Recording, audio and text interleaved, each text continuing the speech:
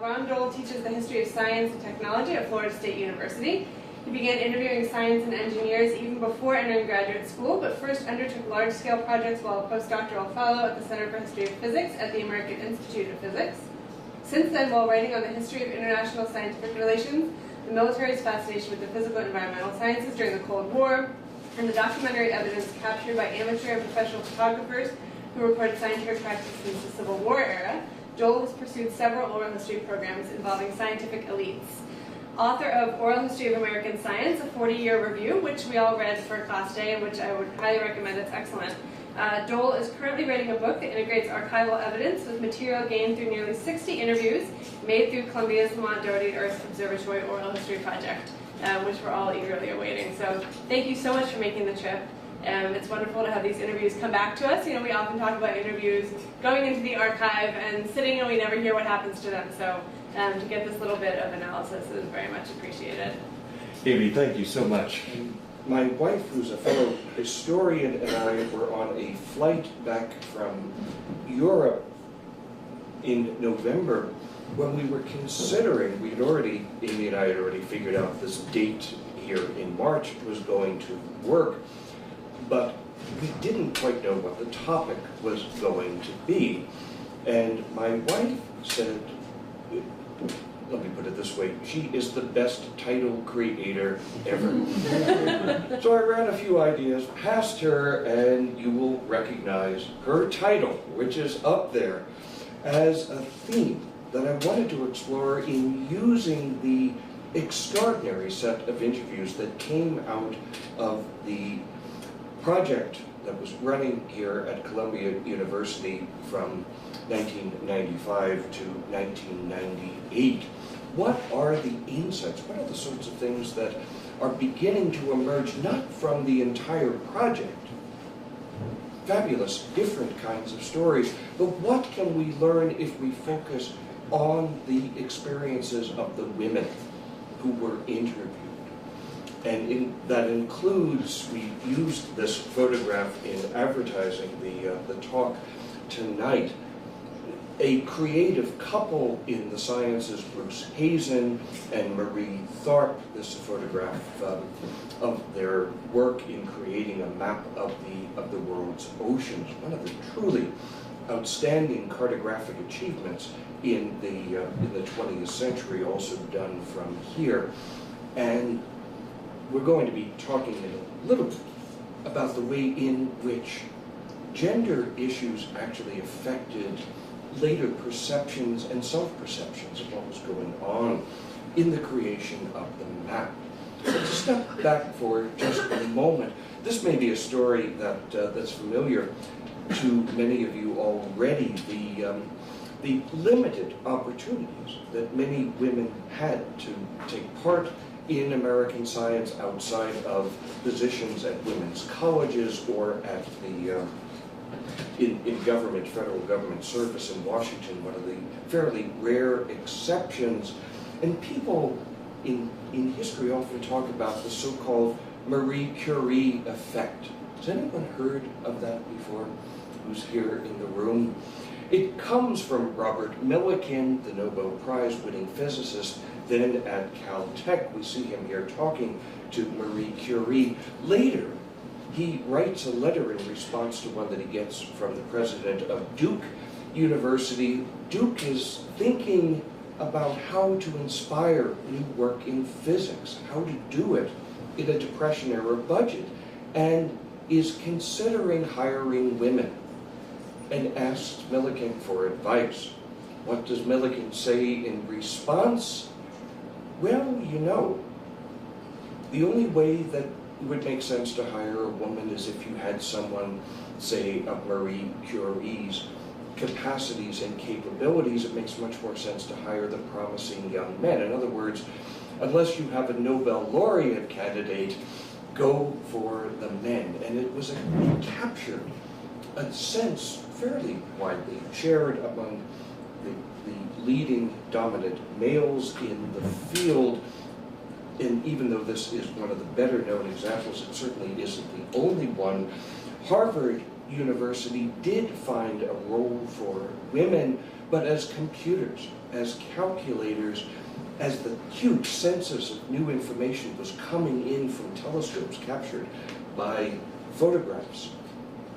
There was a need to classify this information just as one had classified species much earlier on, and even though one is hard-pressed to find women's names in the publications, it's clear they were the ones who were crucial in making this effort happen. We see, and sometimes we see particularly through photographs, the role that women are playing in science. We don't often have strong information. And I should mention a moment ago when you had the slide of the letter that Robert Millikan had written in response, you saw a photograph of Margaret Rossiter, a historian of science who's done a great deal to explore the role of women in American science in a 3-volume series that brings the story up to the present. One sees women taking part in science sometimes in very unexpected places. Here in Wyoming, the turn of the 20th century, the written accounts only talk about the men going out and uncovering the bones of the dinosaur fields, shipping these back to the eastern United States, particularly to American Museum of Natural History here in New York.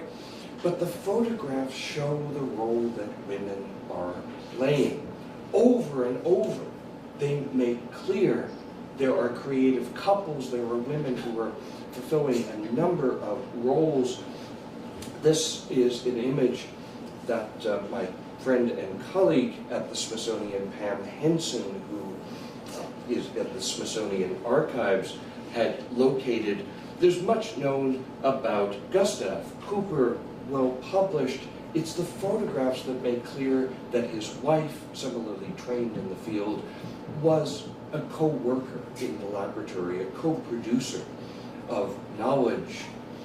And it raises the question, how can we better understand the kinds of contributions that women have been making, the challenges of women participating in research fields in the United States?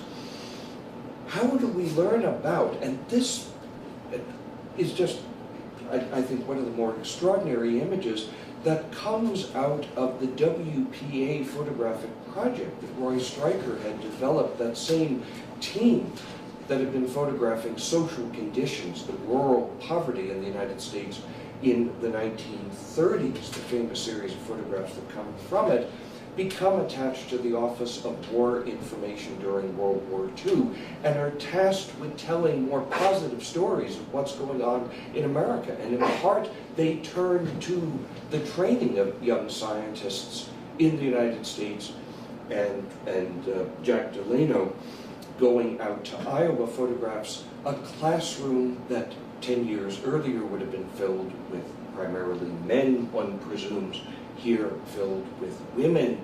And the challenge, we know so little about this cohort of people who were brought into the sciences. Some of them worked briefly, some not at all, but were very much part of it. And there's another image that I happened to find a little while back in the Chemical Heritage Foundation in Philadelphia, a photograph with no other information attached outside of announcing that this is a group photograph from one of the annual meetings of the chemists, and one looks, and you can see about a third over from the left corner, that there is one woman chemist as part of the room. If we all may have slightly different interpretations of just what it means, but she is certainly standing more alone from anyone else than any of the men who are there. Stories that have not been captured.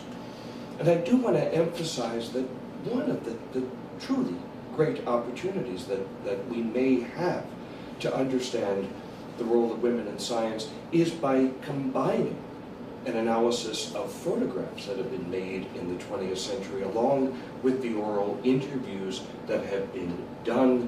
The team that Roy Stryker had developed and a number of them continuing on into the Standard Oil of New Jersey project at the end of World War II into the very beginning of the Cold War years. These are visual images that aren't telling us about women or minorities in science outside of showing them captured at particular moments.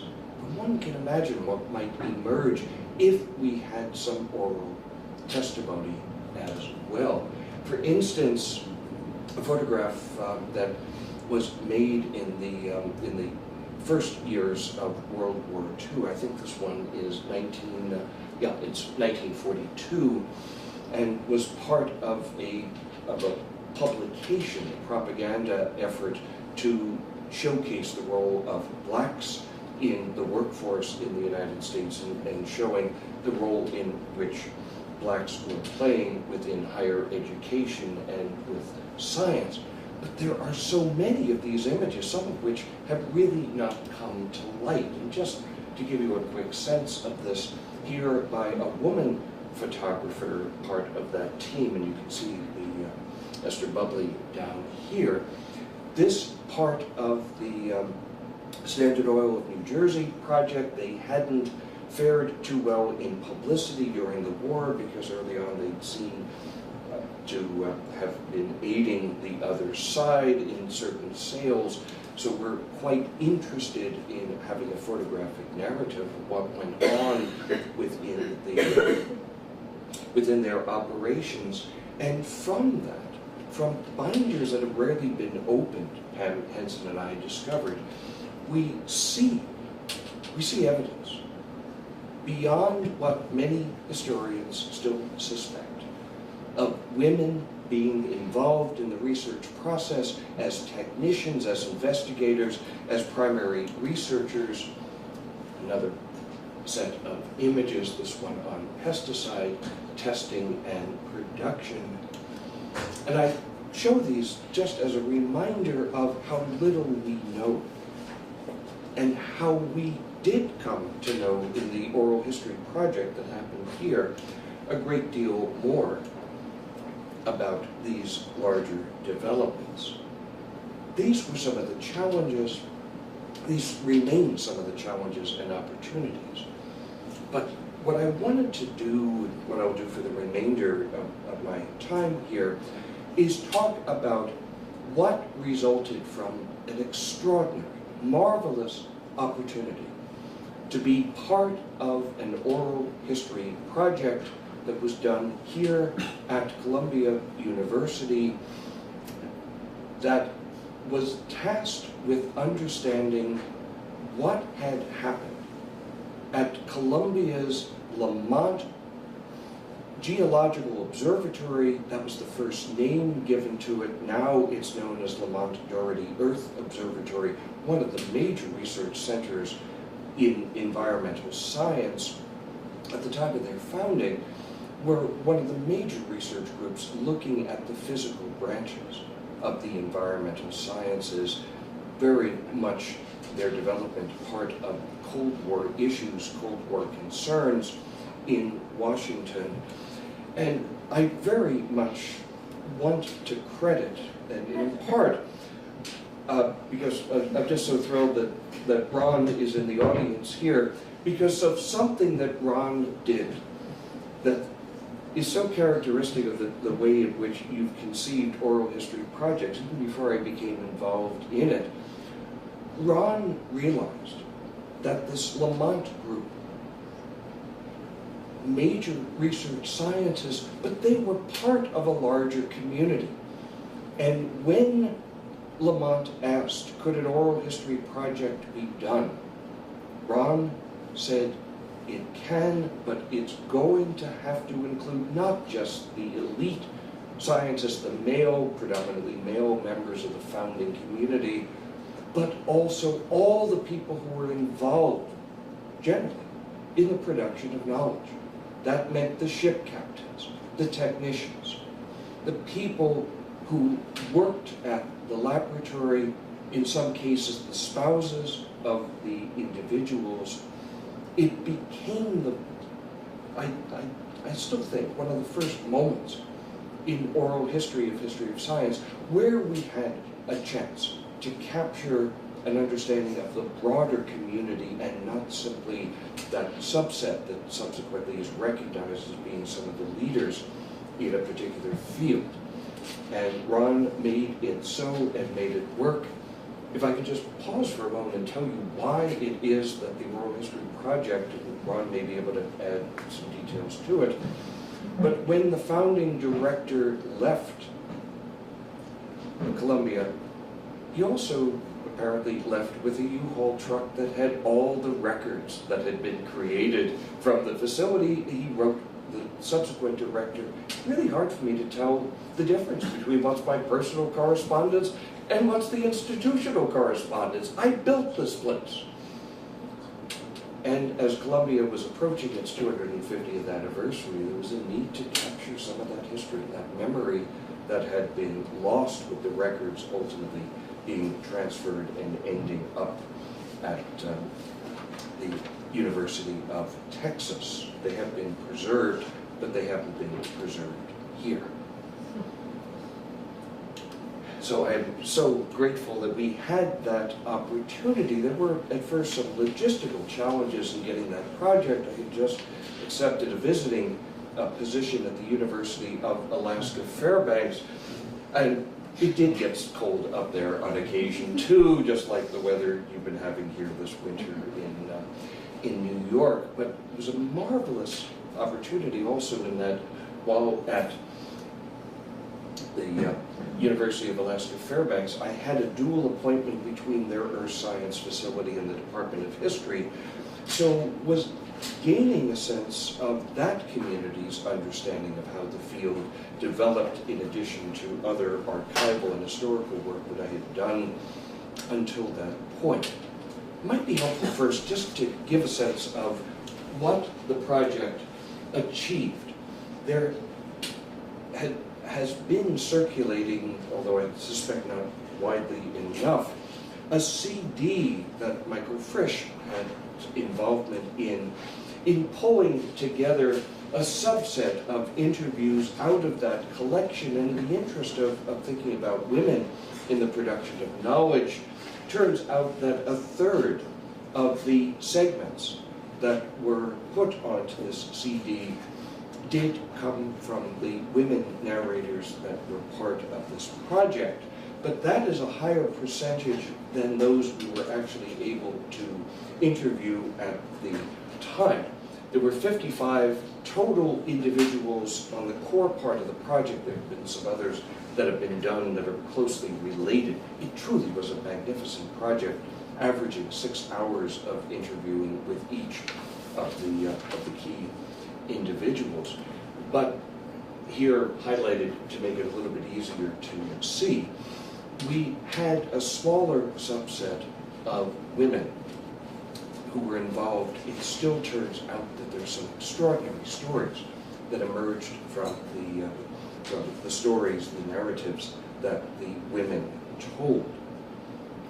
It may be helpful to simply give you a sense of what was going on in this facility, this Lamont Geological Observatory. It had been here, at least the founding Earth scientists in that project had been on the main campus in the years just after World War II. But the key folks, we'll see them in a moment, got tempting offers to be elsewhere, and when an estate on the opposite side of the Hudson River became available, donated to Columbia University, Dwight Eisenhower, then the president of Columbia, this land and this property was donated to the Earth Sciences Group, the core of what becomes Lamont Geological Observatory. There we see the sign just outside the entrance to the estate and the main estate building looking out over the Hudson River. And this is the person who was responsible for founding it.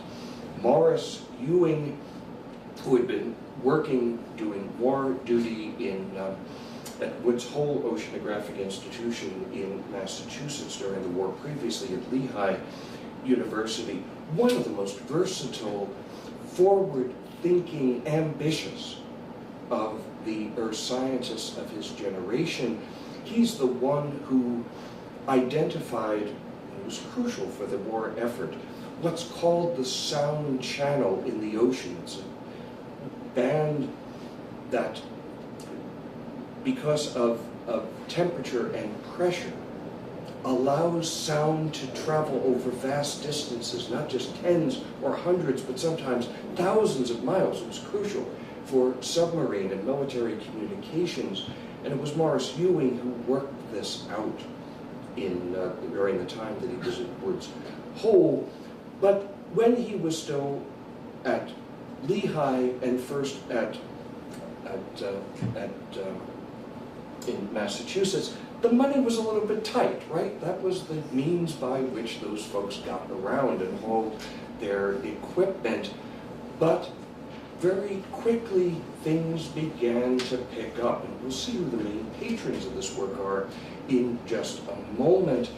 But a view of the estate from helicopter looking down, how it looks currently, quite a few buildings that have been put onto that facility, a somewhat later view of Morris Ewing. And in the early 1950s, there is sufficient money coming into this group that Columbia University is able to front the purchase of a research vessel called the VIMA, here sailing, of course, out of New York Harbor. How far did it go? Take a look at this chart. During its lifetime as the research vessel, one of the research vessels of Columbia University, leaving the port here in New York and just staying at sea.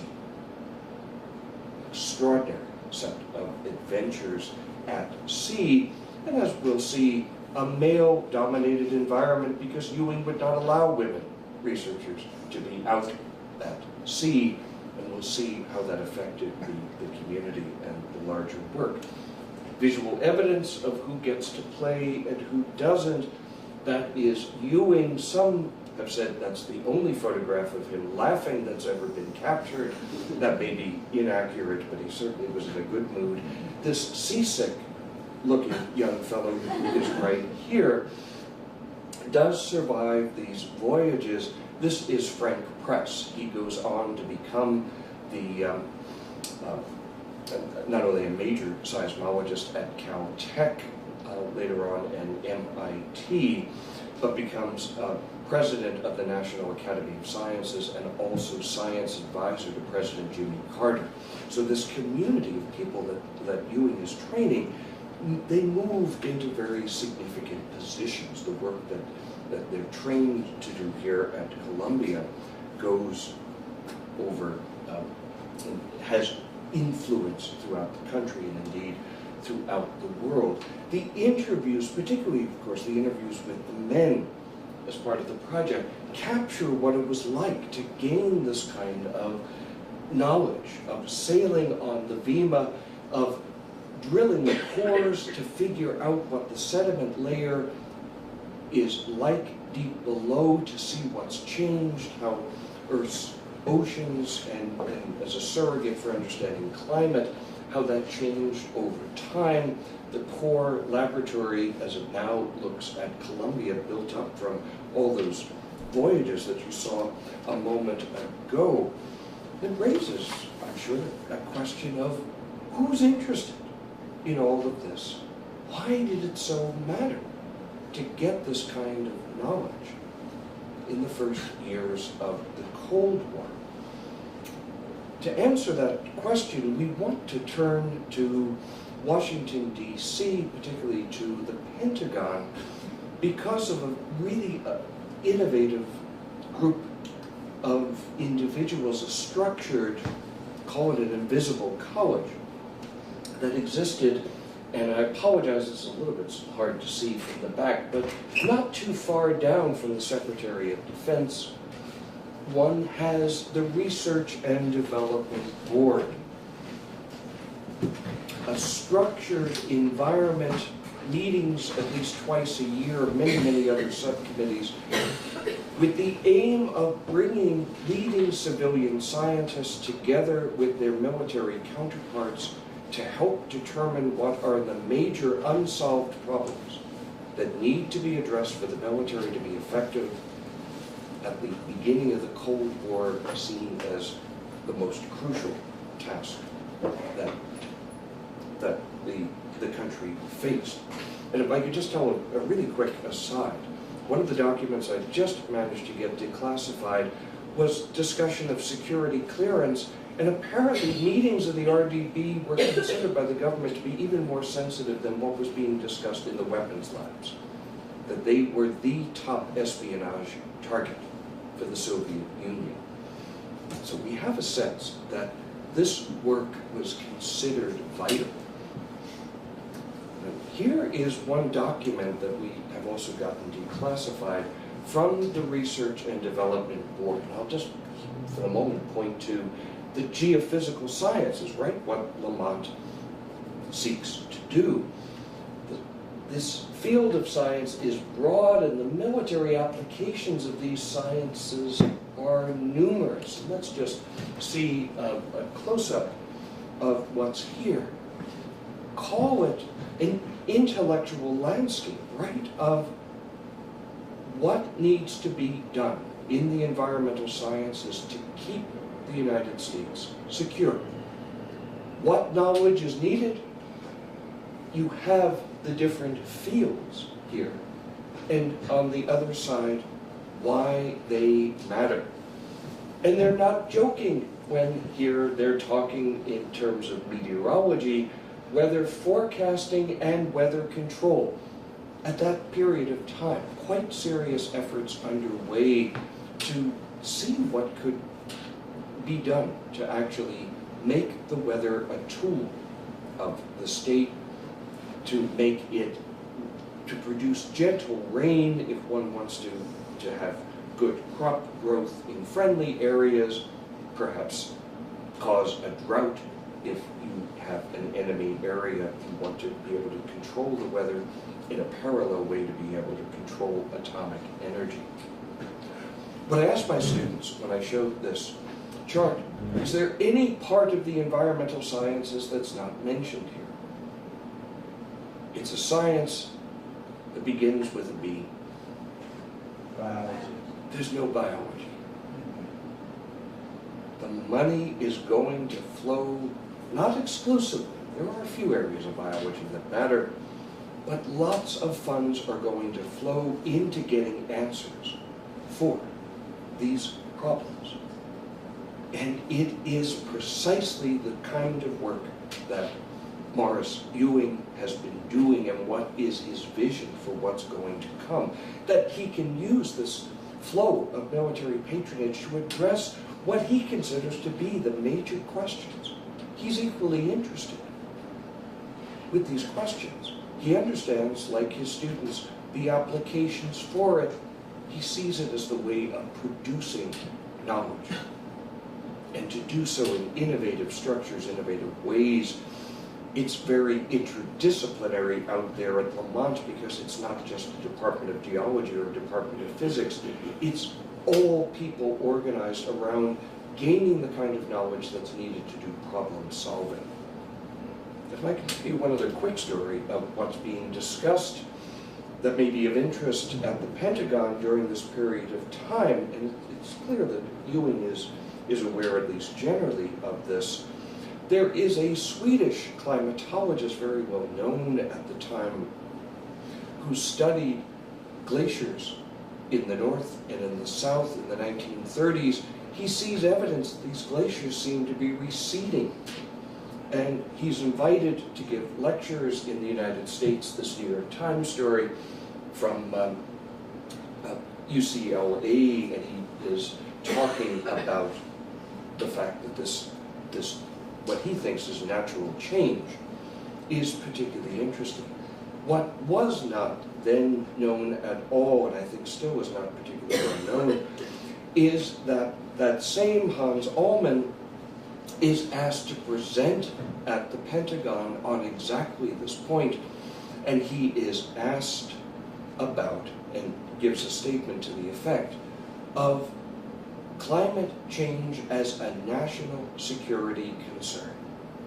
You can see from those first lines, he's from Stockholm, okay, and that's why he's talking about climatic improvement. It's getting warmer. We might consider it climatic improvement here in the Northeast, but he is also thinking, he's a diplomat as well as a scientist. He's thinking strategically. He wants to get the United States interested in this area. And he says, pay attention. If this warming continues, the ports in the Soviet Union are going to be ice-free for longer. The agricultural, the growing season is going to be longer and longer. You're going to have a healthier population, a healthier army. It matters. We've not found a document earlier than this that discusses climate change as a national security issue at the Pentagon, but the year when this takes place is 1947. Ewing is already a consultant. That operation that's occurring here is part of all of these efforts. How closely related? This may be a bit of a help. 3 lines on a graph that the budget director produced. This top, the biggest line is total funding. This is the military funding, and those of you who are taller might be able to see the line at the bottom, which is everything else. All the other funding sources that came through. What I'm trying to do is just set up what's going on at Lamont so that we can then situate the stories that are coming from the women about what is occurring there, what it means for them, how they can participate and how they can't, and the larger ways in which the story may fit.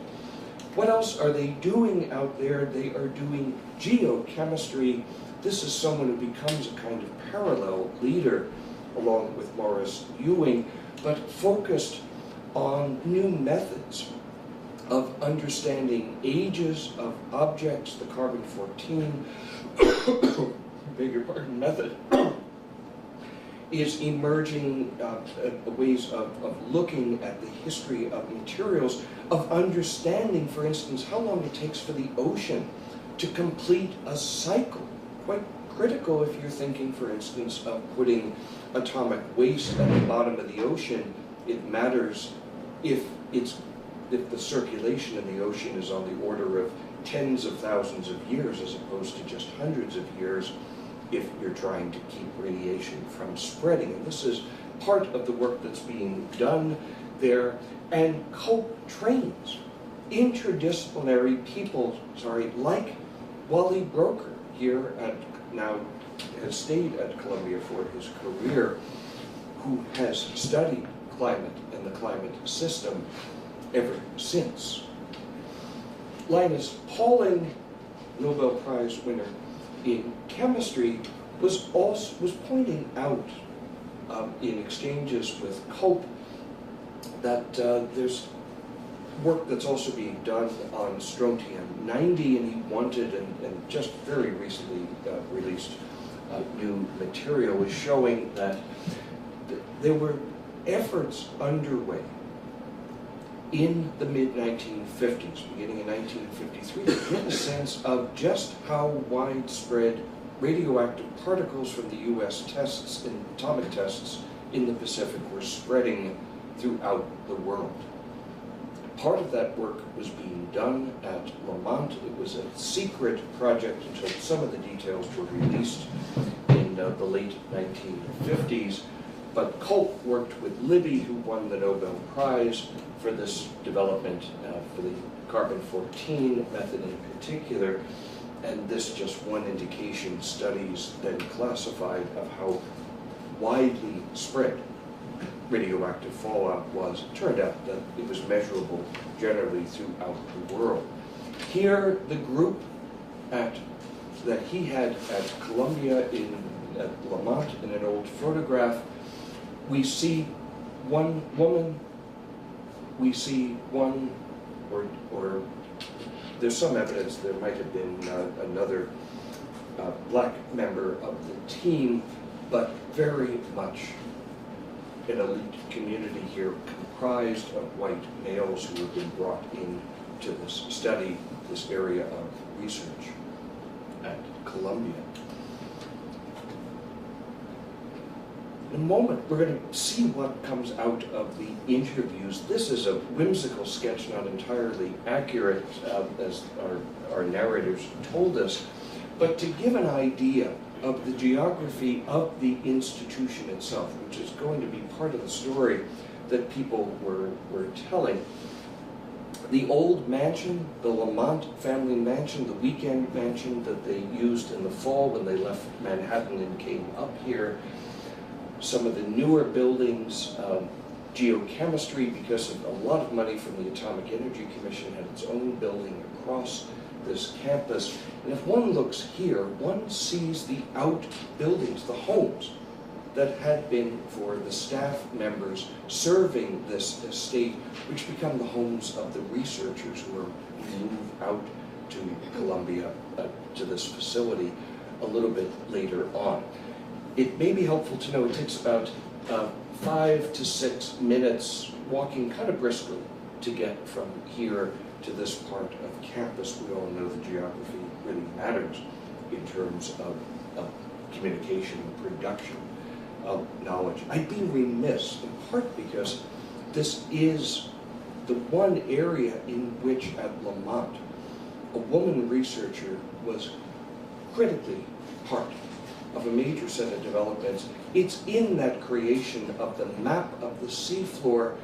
There had not been any kind of general maps of the ocean floors at the turn of the 20th century, creating one first for the North Atlantic and then for the rest of the Atlantic, the Indian Ocean, and the rest of the world.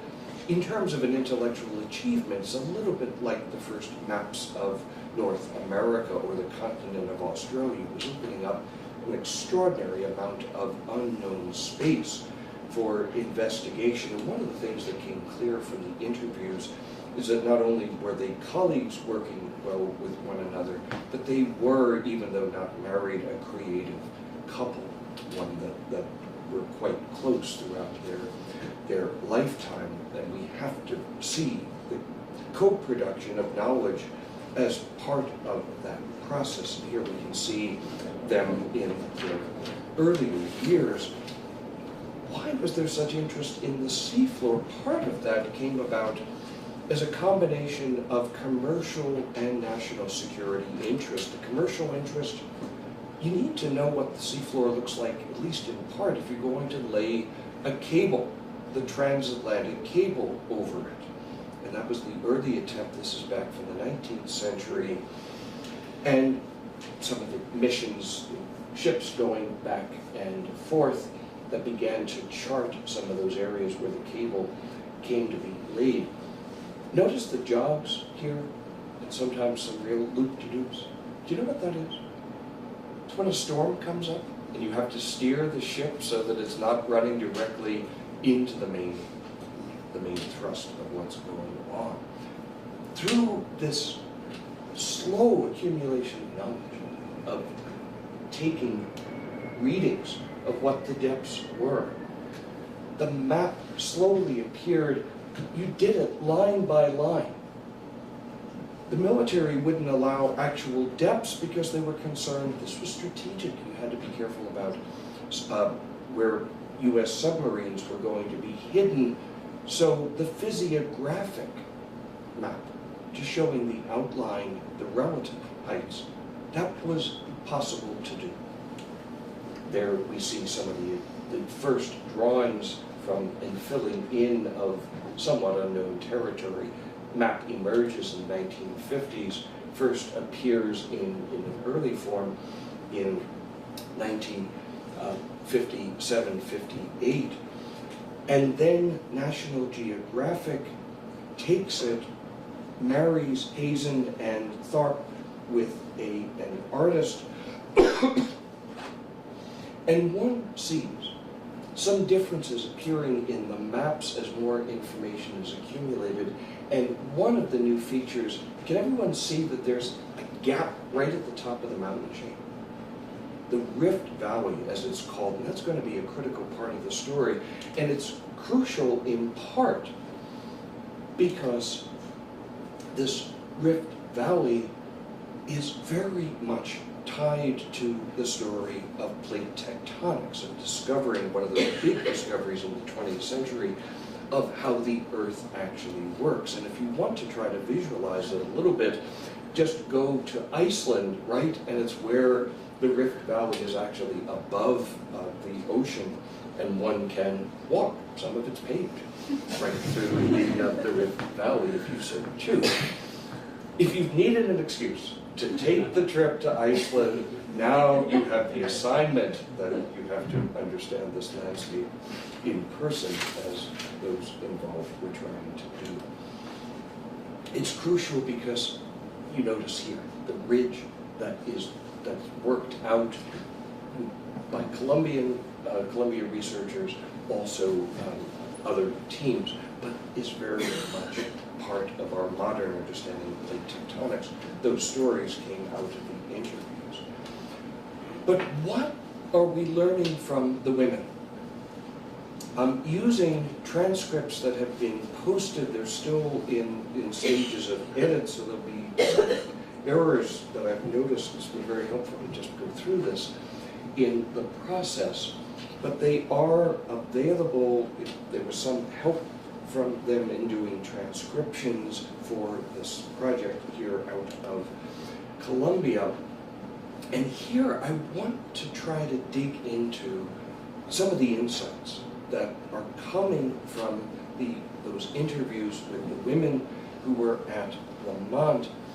And one theme that we could not ignore that was coming out, and I say we, in that Columbia needed the interviews to be done in a whoosh at the end. We thought we had more time to get this project done, but at the beginning of 1998, we realized the interviews really needed to be done by the end of that summer. So I was able to recruit two of the grad students who had been involved in oral history with me at the University of Alaska Fairbanks. We were then a team in doing these interviews. One was a female graduate student, Tanya Levin, and the other who is now an associate dean at the University of Alaska Fairbanks.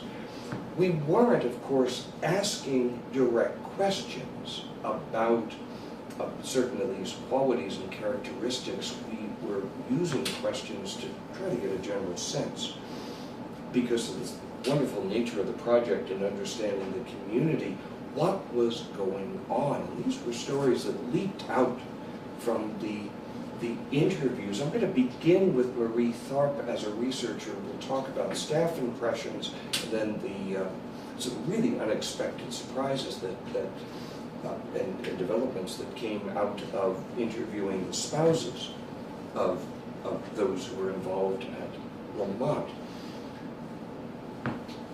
When I spoke with Marie Tharp, one of the themes she emphasized over and over again without any direct prompting was the communal nature of research that was being conducted at Lamont. No doubt that Ewing was a strong leader, but all people in the unit were pitching in, were working together. The fantastic team, you can see the underline here, the multidisciplinary approach that is developed, seeing this as a peculiar and a very particular and strong characteristic of that facility. And that theme remained when I was probing Marie Tharp about how she and Bruce Hazen had come to develop the map and come to study the very peculiar geology that's at that center, the ridge area with the Rift Valley, in part because it was so unusual, and in part because it's so crucial for later understanding plate tectonics.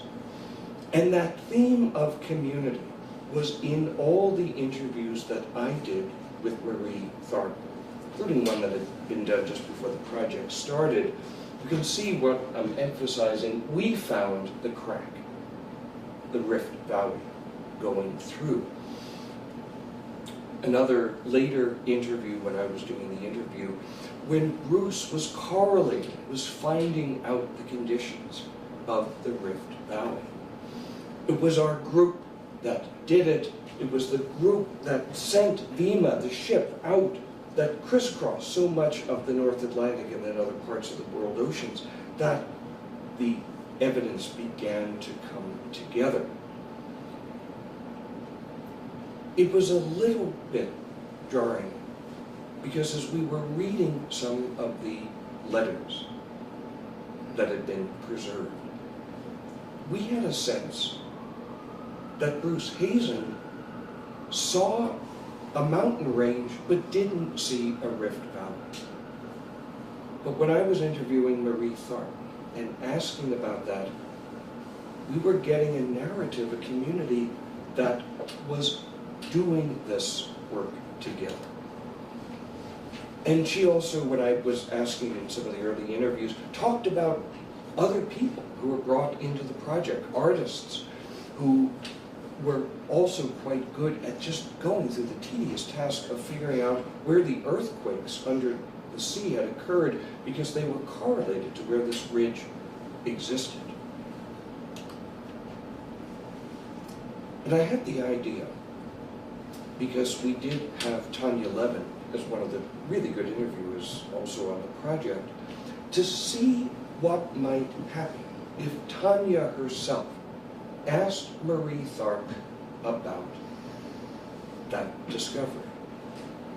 And it was the first time that we started to get a narrative that included much more of Marie's own efforts. I had had just a little bit of success in that when I asked her, were there any areas where you and Bruce Hazen disagreed?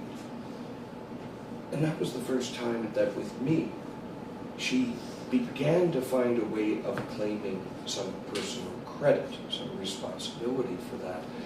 And I think this ties in with some really large themes that we understand about how people and how women communicate their achievements in oral history. And I'm thinking of Cherneberger Gluck's work, also Catherine Ryan's interpretations in But I Didn't Do Anything.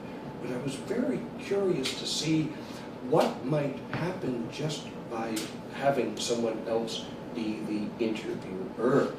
And this was one of the more extraordinary moments that I thought coming out from the interview that Tanya did. You remember the interview I spoke about a moment ago of how Ewing was crucial in developing a team that was working together. Just look at the first exchange. When the question focused on women in science, Marie Tharp, quite bluntly, you can read what's there, then also discusses the limits, the difficulties of getting out to do any work in the field, one that affected who could get PhDs at Lamont and who could not. And then talks in a way that we had not understood before about individuals with scientific training who were at Lamont, but were in positions like those astronomers at Harvard in the beginning of the 20th century as calculators, not as full-fledged participants, but still involved in the process. It was only when Tanya Levin was interviewing that she also got a sense of how limited in communication individuals like Marie Tharp were. Scientific meetings are places where people get to talk with their colleagues, one another. She rarely went to these meetings. And I was also intrigued because this was not a judgment that I heard from any of the male narrators in the project. Remember I mentioned a moment ago Project Sunshine to determine how radiation was spreading around the world. Partly this was done by methods like buying wine from regions around the world, opening up the bottle, and seeing how much radioactivity is there. And since Larry Culp had come out of Wheaton College and was not drinking at the time, it didn't matter much that the wine was just being disposed of after the sampling was done. But it's also clear from the interviews, and not from other sources that I found so far, that at Lamont, one other way in which the amount of radioactivity was being determined was by sampling the bones of infants or of others later deceased. It was a bit easier to get infants if there were sympathetic doctors who were willing to send the bodies out for this kind of testing. And some of you may know there was a release of confidential documents, including in the New York Times, when Libby, the head of that project, the Nobel laureate, told us, his private audience at the time when they're trying to figure out how to make the project work, if anybody knew how to do body snatching successfully, it would be a great service for the country, because they needed these samples. And there was one line, it was the only time, to my knowledge, that Marie Tharp referred to that. I don't think it should be meant literally here that they had the pond and they threw the cadavers or stored them. But it is an indication of a moral judgment on what was going on in this science, something that she knew, that's repeated by one other woman who is at Lamont during this time. As I say, an issue that has not come up when we've analyzed the interviews with the men at that same time. And there was something else in the Tharp interview that was the unexpected part.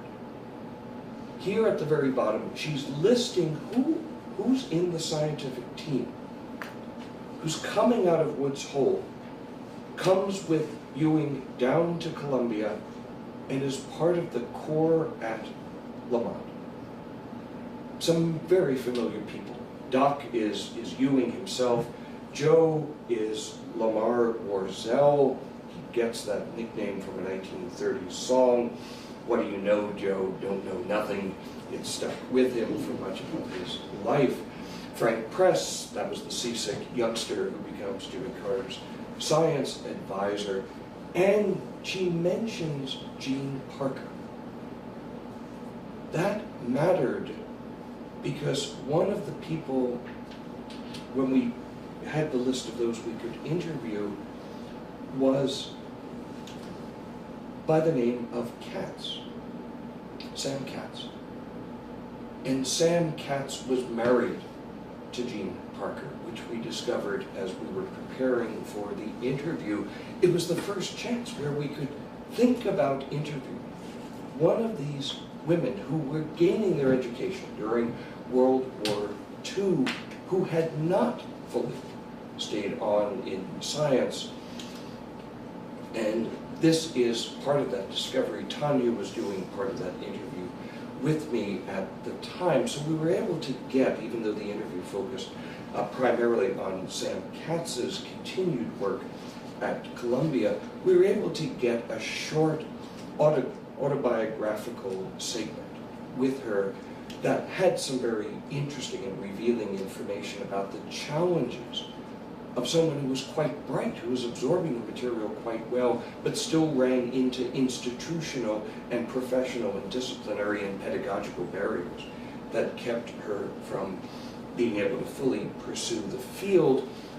Love this final line in this paragraph. I'm doing all this, and then I go into radar, one of those top secret efforts during the war years, and the continued difficulties.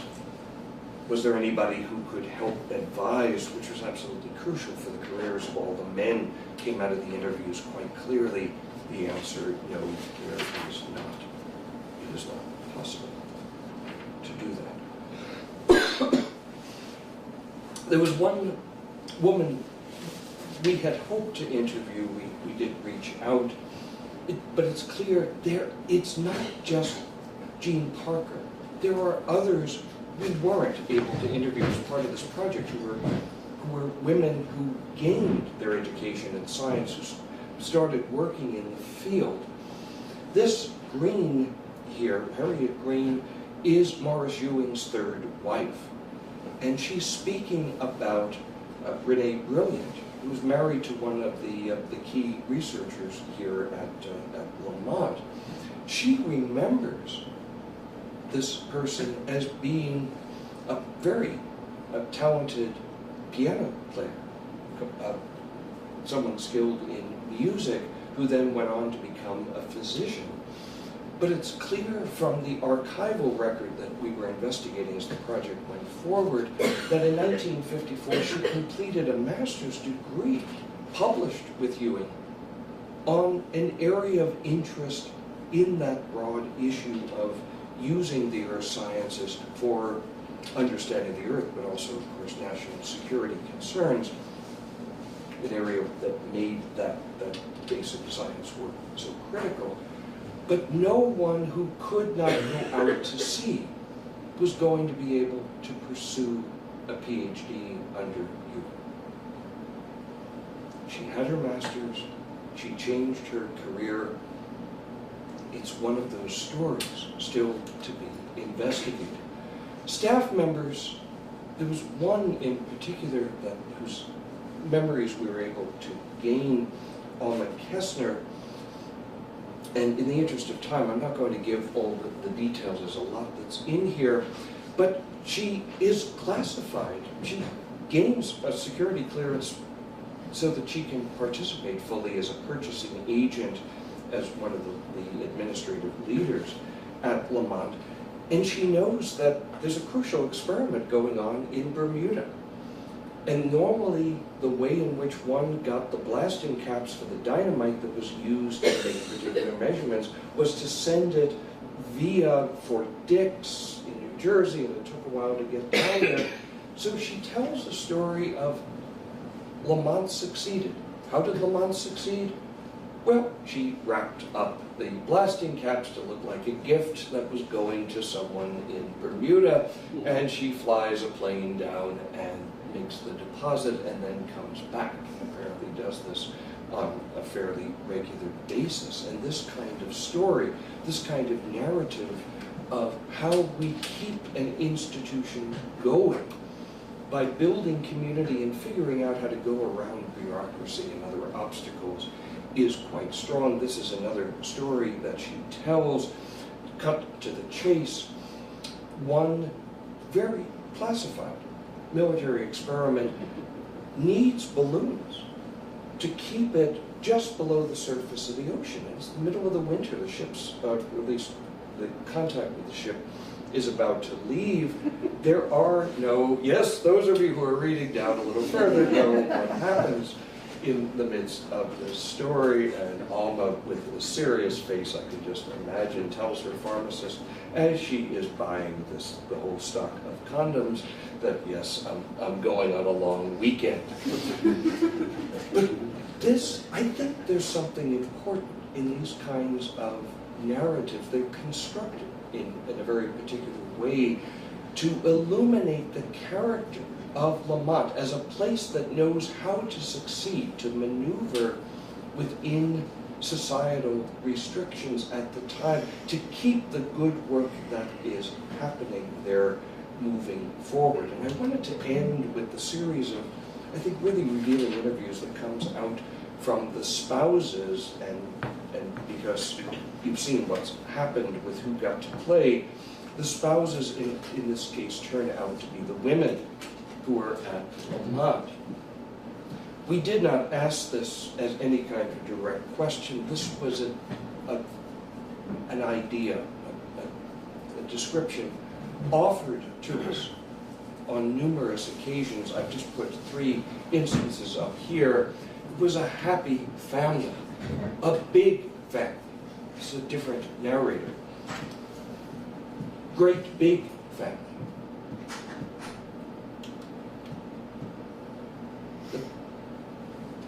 one of the key people who lives a little ways up the road, who helps to keep the family, the broader family, the community at Lamont together, a life support system.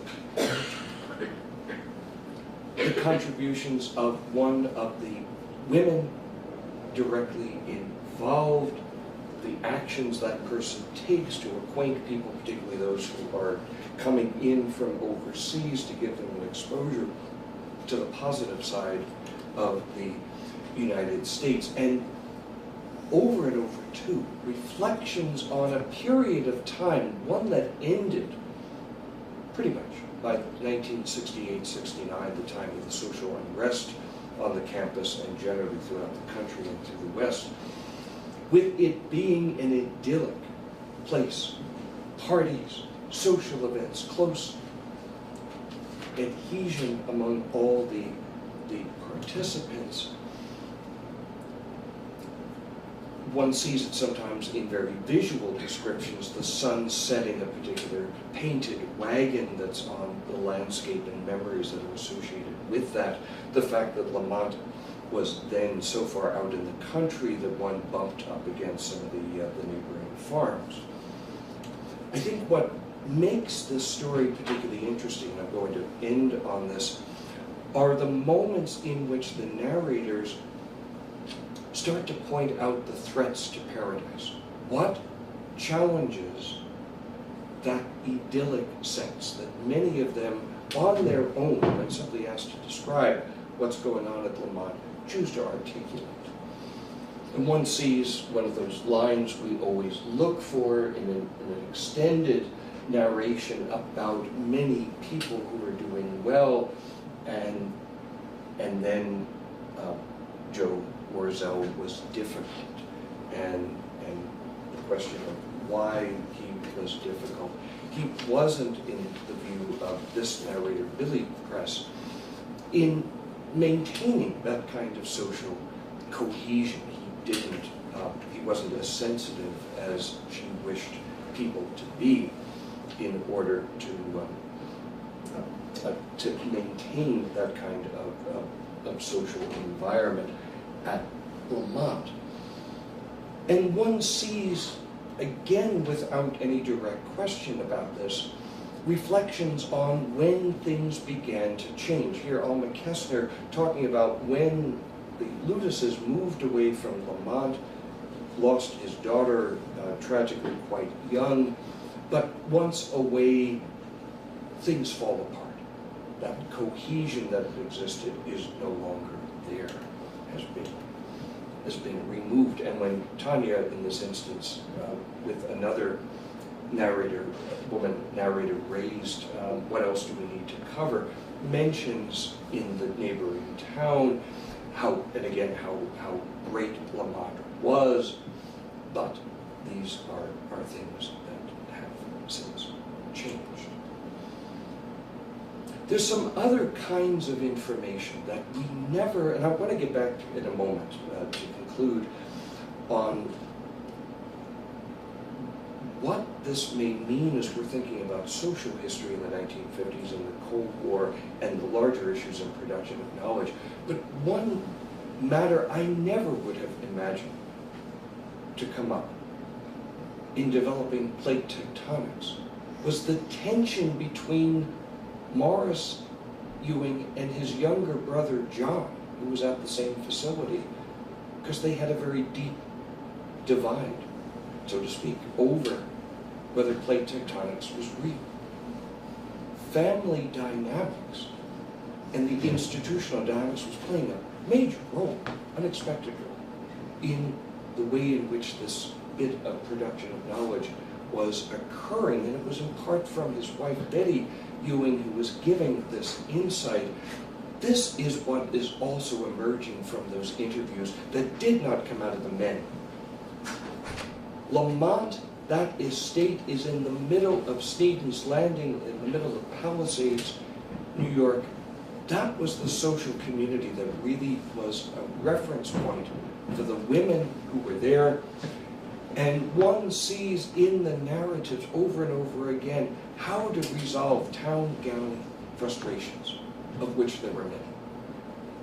I did not find any of the men ever raising it. The women did. They spoke about Ewing's second wife, who, because of her larger social role, was, and coming from a prominent family, was able to play here in this, in smoothing over relationships. But it's a reminder, too, and it came from Ron insisted that we cover the entire production of knowledge, what it means to produce knowledge at this facility, that the stories from the women connected this research facility with the town in unexpected ways. There we see just a few views of that community. Billy Press, Frank Press's wife, even made the point that if something is written up about Lamont, she didn't want this included, but then spoke about her perceptions of religious prejudices that were emerging, that were evident to her and to Frank, and how to figure out a way to resolve this. And there's another story that came from Ewing's third wife, that Betty Friedan, who had visited Lamont and was writing stories before she became Betty Friedan, also did a write-up on her as a hard-working mother and woman, and got furious when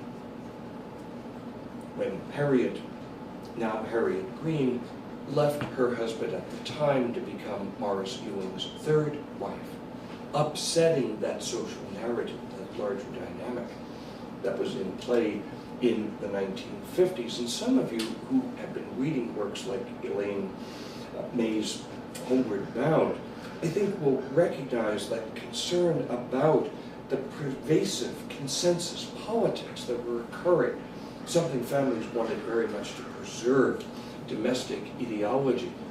And it came out over and over again, too, when Ewing, as director, intruded on that idyllic space by insisting that the researchers work on Saturday and Sundays. And the stories began to flow. How to navigate it? How did he do it?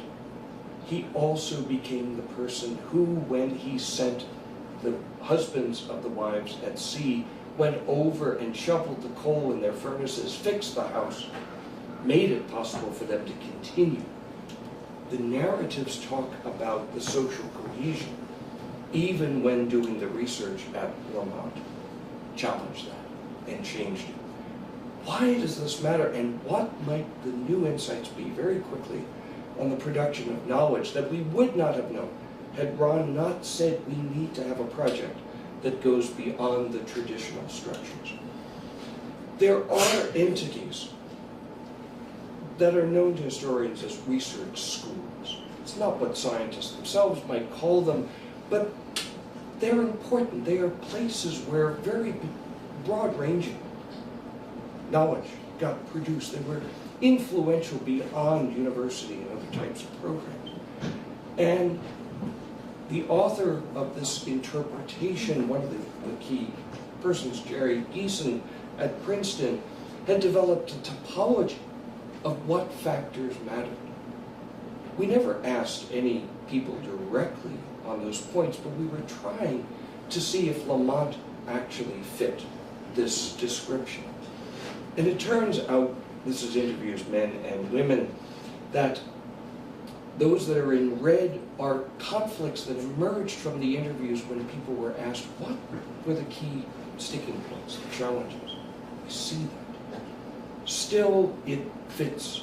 It's the first time we can really see a post-World War II institution fitting. But I think what is particularly intriguing here is that because of those interviews with the women, we now can add, I think, another category without the role that the women played. Not only here, I suspect back in time at many of the other noted research schools.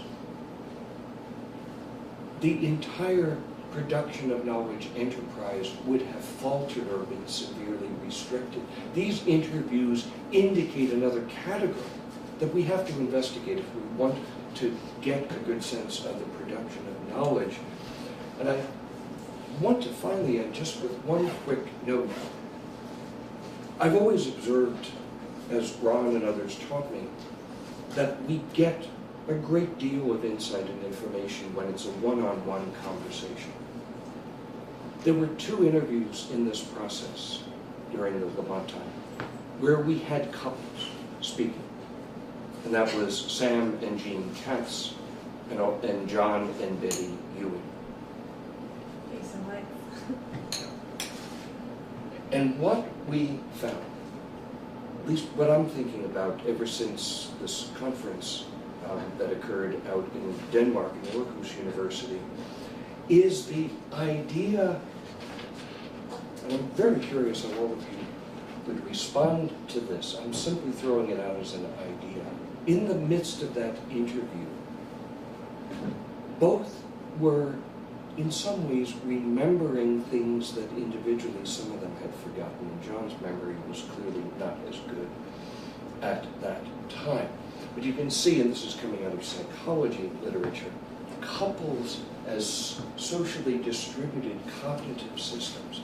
Do we need to think about this in our strategies when we're doing elite interviews? This may not be the same with other categories. I raise this as a possibility. Sorry to have taken a moment longer, but I want to thank all of you for being a terrific audience in our discussions that started all this out. Thanks very much. Thank you.